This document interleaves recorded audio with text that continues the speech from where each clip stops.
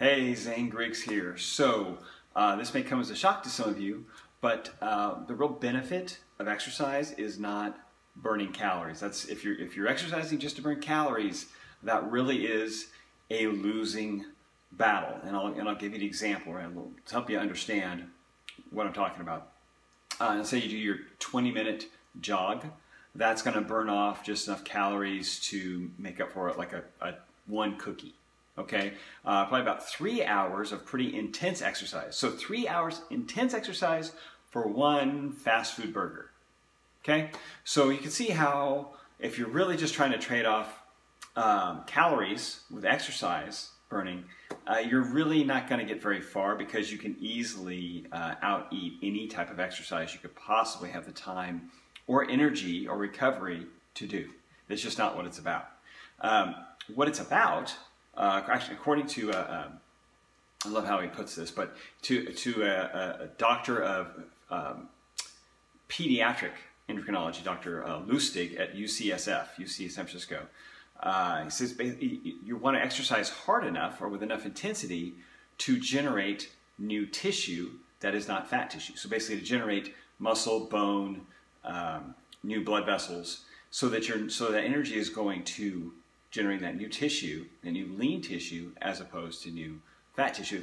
You're signaling the body, is what he says. That was the term he used that kind of stood out to me. You want to signal the body to generate lean tissue instead of just sending that energy to fat tissue, which is what it's doing. Especially if you're somewhat insulin resistant, you're basically channeling most of your glucose towards fat, a lot of your glucose towards fat, and that's why you can't seem to lose weight or burn any fat off. So the benefits of this, of exercise, as you've heard me mention before, yes, you do have to get your diet in place, because once you start exercising, if you're refeeding with bad food or the wrong types of food, you're not going to get very far. But the benefits of exercise, besides generating that new tissue, generating new blood vessels, which reach from fat tissue to muscle tissue. So new blood vessels in fat tissue allow you to grab more fat tissue to burn. New blood vessels in the muscle tissue give you more muscles activated and burning, okay? Improve insulin sensitivity. If you know what that is, I've mentioned it a lot. Basically, when your muscles are more receptive to glucose through insulin coming to them, as opposed to if they're insulin resistant. Now, if you have more than 20 pounds of fat to lose and you're not losing weight right now, you've probably got some insulin resistance. It's not just being diagnosed with pre-diabetic or being diabetic. It starts much earlier than that. That's a 10-year process generally. So you start becoming insulin resistant, which means you're channeling your fuel more towards fat cells, and it's not really going to muscle cells. So low energy, more fat storage, less muscle. So we want to reverse that with fairly intense exercise. Now, getting your steps in, getting the walk, steps in, trying to get your 15, 20,000 steps in a day. That's fantastic for your overall health, definitely. But if that's the only thing you're doing, it's probably not enough to really make a difference, at least not for more than, and once you adapt to that, which won't take long, maybe a couple weeks, it really won't be enough. It's certainly not going to generate much tissue. You've got to have some exercise intensity, so interval training, weight training, something that's going to generate new tissue in an anaerobic level and cause glucose, okay? So it's not just a fat burning level, but where glucose is needed, okay, to go towards to fuel muscles. And one of the great things about exercise, even if you are somewhat insulin resistant and your muscles aren't super receptive to that glucose, there are actually glucose basic transmitters,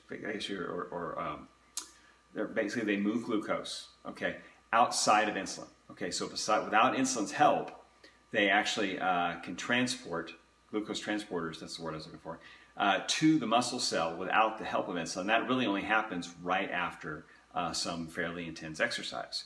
So you can get that pathway going, and that glycolytic pathway, that energy being stored in muscles, even though you had some insulin resistance, you start training your body or signaling your body to start storing that glucose in muscle cells, which is what we want for overall leanness, okay, and lean tissue development. Now, I'm not talking about just hypertrophy and getting, bodybuilder size. I'm talking about moderate amounts, normal amounts, okay, of what we want, because we're constantly, as we age, losing that lean tissue. We lose bone tissue if we don't use it. We lose muscle tissue.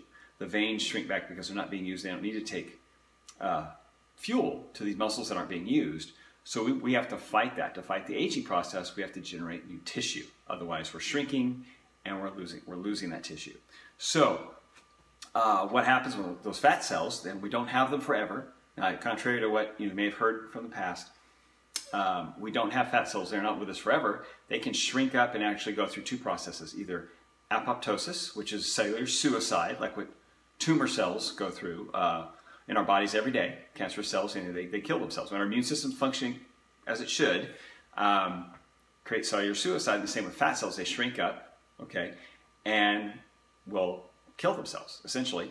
Or if they originated as stem cells, we can go through redifferentiation, which I mentioned in a previous video, which means that fat cell shrinks, turns back into a stem cell, and then is sent to a new tissue area, whether it's a blood vessel, bone, muscle, nerve, and sent to help out that where new tissue growth is happening, okay?